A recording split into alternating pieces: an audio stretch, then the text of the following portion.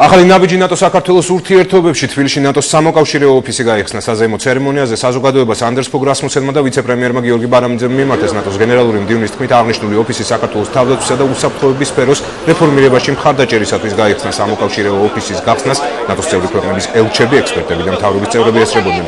მათი შეფასებით ოფისის თბილისში გახსნა ხელს შეუწყობს და დააჩქარებს საქართველოს ინტეგრაციას ჩრდილო-ატლანტიკურ ალიანსში. და კეთილმა ბოჯგვა საუბრობს მოამბის პირდაპირ ეთერში კეთილისმეთ.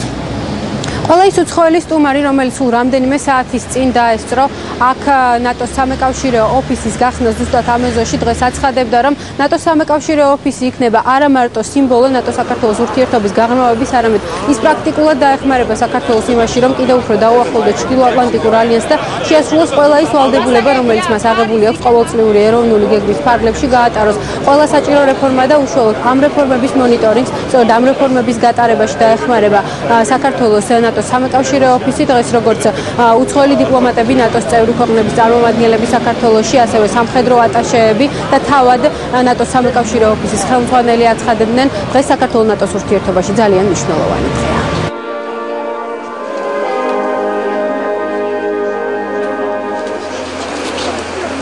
მოხარული ვარ, რომ ოფისი დღეს ასეთი მაღალი დონის სტუმრება გახსნეს. ეს დღე მნიშვნელოვანი არა მარტო თავად ნატოსთვის სამეკავშირეო ოფისისთვის, არამედ ნატო-საქართველოს ურთიერთობებისთვისაც.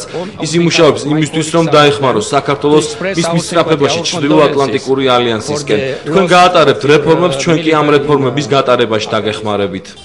ოფისი დაეხმარება საქართველოს პრაქტიკული თვალსაზრისით იმისთვის, რათა უფრო დაუახლოვდეს ნატოს. ასეთი ოფისი უკრაინაშიც არის და ბატონ ზბიგნევ რიბაცკის დიდი გამოცდილება აქვს ამ საქმეში. ამიტომ ვფიქრობ, ნატო-საქართველოს სამოკავშირეო ოფისის გახსნა მისასალმებელია. ეს არის ოფისი, რომელიც იმუშავებს მუდმივად საჯარო და გამჭვირვალედ და გახდება ნატო-საქართველოს კარგი ურთიერთობების კონკრეტული სიმბოლო. ძალიან მნიშვნელოვანი დღეა ამ ოფისის გახსნა მეტყველებს საქართველოს ნატოს კარგ ურთიერთობაზე. კარგი საქმე კეთდება და რამდენიმე სიტყვით რომ ვთქვათ, კარგი ურთიერთობა მნიშვნელოვანია. ძალიან მნიშვნელოვანი დღეა, ჩვენ ვამაყობთ, რომ აქ ჩვენი ოფიცრებიც მუშაობენ. პოლონეთი ყოველთვის უჭერდა მხარს საქართველოს მისწრაფებას ევროატლანტიკური ალიანსისკენ. ქართული მხრიდან დღეს ოფისის საზეიმო გახსნას ესწრებოდნენ როგორც საქართველოს მთავრობის წარმომადგენლები, ასევე პარლამენტის წევრები და ექსპერტები. თითოეული მათგანი აცხადებდა, რომ ნატოს მხრიდან ის ფაქტი, რომ იხსნება ნატოს სამეკავშირეო ოფისი, მას ხსნის ნატოს გენერალური მდივანი, კიდევ ერთი მანიშნებელია იმისა, რომ ნატო კვლავ განაგრძობს საქართველოს მხარდაჭერას ჩრდილო-ატლანტიკური ალიანსის ჩრდილო-ატლანტიკური ალიანსისკენ მიმავალ გზაზე და გარდა ამისა, ნატო უკვე პრაქტიკულად დაეხმარება საქართველოს, რადგანაც ჩრდილო-ატლანტიკურ ალიანსსა და საქართველოს შორის უკვე შუამავალი აღარ იქნება საჭირო, რადგანაც პრაქტიკულად ნატოს სამეკავშირეო ოფისის სახით საქართველოში ნატოს საელჩო გაიხსნა. ეს არის კიდევ ერთი ნაბიჯი, როგორც აქ თვით გენერალ-მდივანმა ბრძანა ჩვენ გზაზე, ნატოსკენ, ჩვენ გზაზე ევროატლანტიკურ სივრცეში, ევროპაში დაბრუნებისკენ, ჩვენ გზაზე, ჩვენი სუვერენიტეტის სრულფასოვანი საბოლოო გამყარებისკენ და საფრთხეებისგან დაცვისკენ და ცივილიზებული ერების ოჯახში საბოლოო დამკვიდრებისაკენ. ის რო გენერალ-მდივანი ჩამოვიდა საქართველოში ლისაბონის სამიტის წინ, ესეც ჩვენთვის ძალიან მნიშვნელოვანი პოლიტიკური გზავნილია. ყოველგვარი შვალიდური რგოლის გარეშე ხდება საქართველოს და ნატოს ურთიერთობები.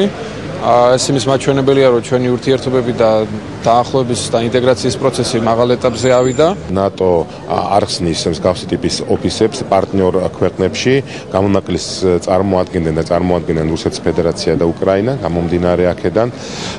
თვითონ ოფისის გახსნა საქართველოში მნიშვნელოვანწილად ხელს შეუწყობს საქართველოსა და ნატოს შორის თანამშრომლობის განვითარებას. იმდენად რამდენადაც საქართველოს აქვს ყოველწლიური ეროვნული პროგრამა, ანუ გეგმა, რომელთაც ახორციელებს ნატოსთან თანამშრომლობას, რეფორმების გეგმა.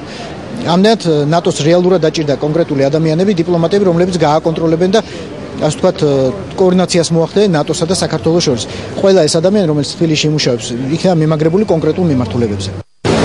ასე რომ ნატოს სამეკავშირეო ოფისმა პრაქტიკულად უკვე დაიწყო მუშაობა საქართველოში და შეიძლება ითქვას, რომ ამ ლენტის გაჭრით, რომელიც დღეს გაჭრეს ნატოს გენერალურმა მდივანმა და გიორგი ბარამიძემ, საქართველოს ვიცე-პრემიერმა, საქართველოს ნატოსთან დაახლოების გზაზე კიდევ ერთი ნაბიჯი გადადგა.